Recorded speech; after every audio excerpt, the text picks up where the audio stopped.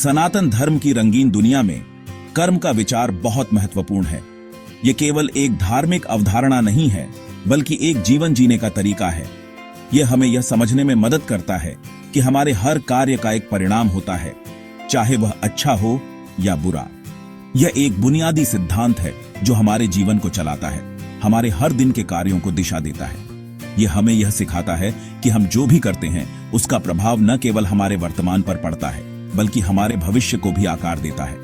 हमारे वर्तमान को आकार देता है और हमारे भविष्य को प्रभावित करता है। यह हमें यह भी सिखाता है कि हमारे कर्मों का प्रभाव हमारे आसपास के लोगों पर भी पड़ता है। जैसे सूर्यास्त के समय की शांति हमें दिन भर की मेहनत के बाद आराम देती है, वैसे ही हमारे अच्छे कर्म हमें और दूसरों को शांति और संतोष देते हैं। जैसे किसान बीज बोता है और फसल काटता है, वैसे ही हमारे कर्म ही हमें मिलने वाले फल या दंड तय करते हैं।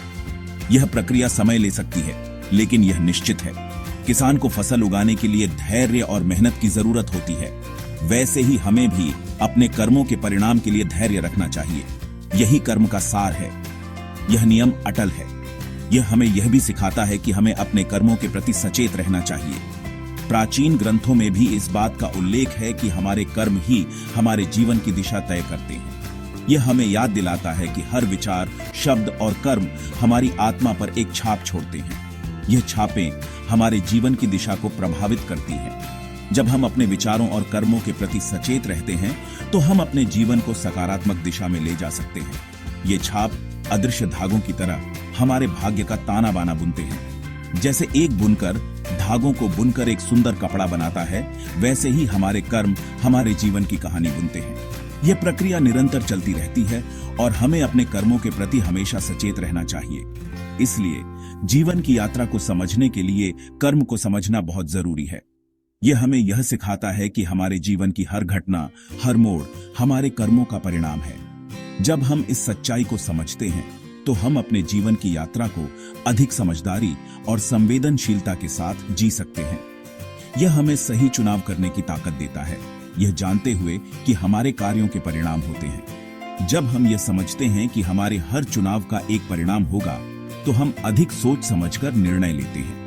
यह हमें जीवन में सही दिशा में आगे बढ़ने में मदद करता है। धर्म के साथ चलकर हम अपने और अपने आसपास के लोगों के लिए एक उज्जवल भविष्य बनाते हैं।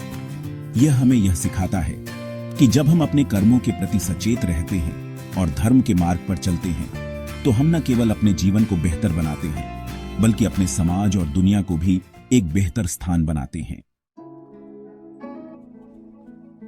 अक्सर हम स्वर्ग और नर्क को भौतिक स्थानों के रूप में देखते हैं, एक खुशियों का स्वर्ग और दूसरा आग और गंधक का गड्ढा। यह दृष्टिकोण हमें इन अवधारणाओं को केवल मृत्यु के बाद के जीवन से जोड़ने के लिए प्रेरित करता है, जैसे कि वे केवल अंतिम गंतव्य हैं। हालांकि सनातन धर्म एक और गहरा दृष्टिकोण प्रदान करता है। यह दृष्टिकोण हमें यह समझने के लिए आमंत्रित करता है कि स्वर्ग और नर्क केवल भौतिक स्थान नहीं है, बल्कि आत्मा के अनुभव की स्थितियां हैं। यह दृष्टिकोण हमें हमारे दैनिक जीवन में इन अवधारणाओं की प्रासंगिकता को समझने में मदद करता है। स्वर्ग और नर्क भौगोलिक स्थान नहीं है, बल्कि आत्मा के अनुभव की स्थितियां हैं। यह विचार हमें यह सोचने के लिए प्रेरित करता है कि हमारे विचार, भावनाएं और कर्म हमारे आंतरिक अनुभव को कैसे आकार देते हैं। जब हम सकारात्मक और धार्मिक कार्य करते हैं, तो हम स्वर्गीय अनुभवों का निर्माण करते हैं। एक ऐसे दर्पण की कल्पना करो जो हमारी आंतरिक दुनिया को दर्शाता है। यह दर्पण हमारे विचारों, भावनाओं और कर्मों का प्रतिबिंब है। जब हम प्रेम, करुणा और धार्मिकता से भरे होते हैं, तो यह दर्पण उज्जवल और शुद्ध होता है, जैसे कि स्वर्ग का आनंद। जब यह प्रेम, करुणा और धार्मिक कार्यों से भरा होता है, तो प्रतिबिंब उज्जवल और शुद्ध होता है, स्वर्ग के आनंद के समान। यह हमें यह समझने में मदद करता है कि स्वर्गीय अनुभव हमारे भीतर ही उत्पन्न होते हैं और यह हमारे कर्मों और विचारों का परिणाम है। इसके विपरीत, जब क्रोध, लोभ और हानिकारक कार्यों से घिरा होता है, तो प्रतिबिंब विकृत और अंधेरा हो जाता है, नर्क के दुख के समान। यह हमें यह समझने में मदद करता है कि नरकीय अनुभव भी हमारे भीतर ही उत्पन्न होते हैं और यह हमारे नकारात्मक कर्मों और विचारों का परिणाम है।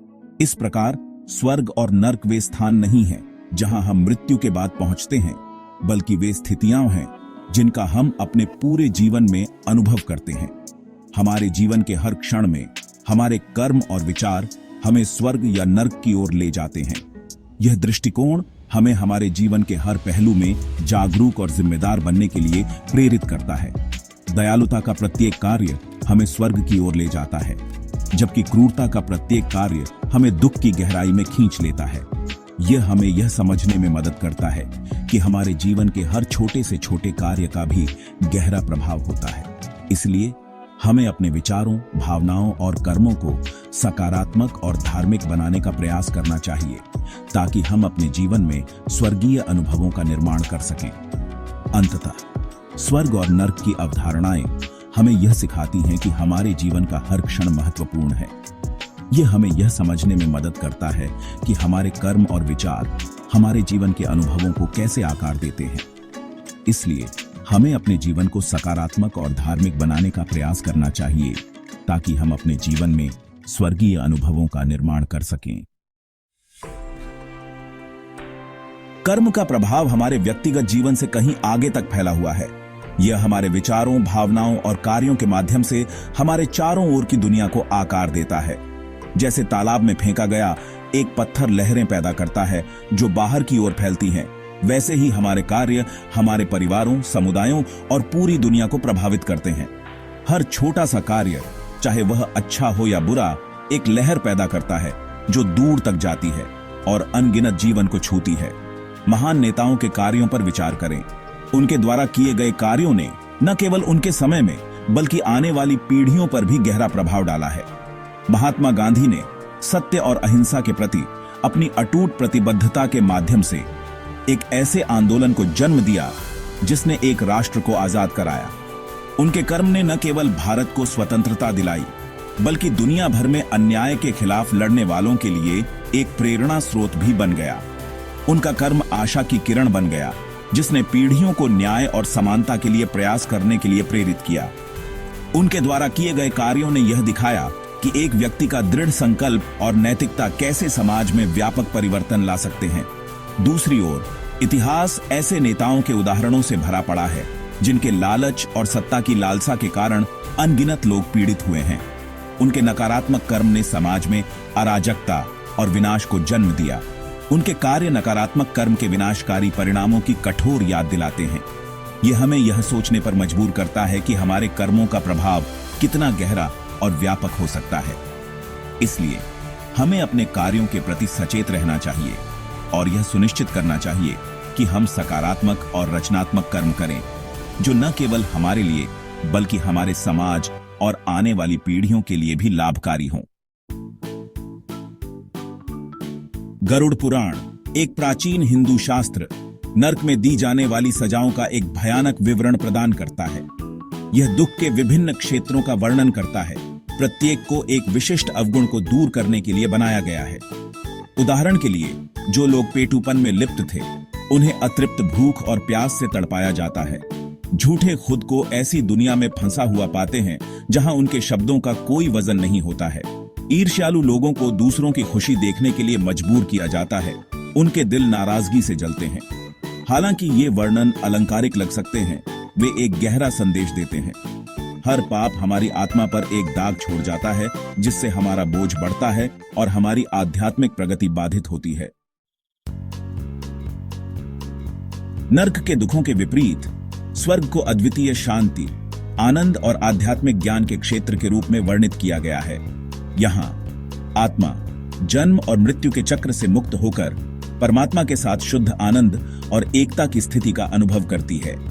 इंद्रलोक के दिव्य उद्यान, गंधर्वों का मधुर संगीत और अप्सराओं का सुंदर नृत्य हिंदू धर्म ग्रंथों में पाए जाने वाले कुछ मनमोहक वर्णन हैं। ये चित्रण प्रतीकात्मक होते हुए भी उन पुरस्कारों की एक विशद तस्वीर पेश करते हैं जो एक सदाचारी जीवन जीने वालों की प्रतीक्षा करते हैं। हालांकि यह याद रखना आवश्यक है कि स्वर्ग का असली सार भौतिक सुखों में नहीं, बल्कि धर्म के जीवन जीने से उत्पन्न होने वाली आंतरिक शांति और संतुष्टि की स्थिति में है।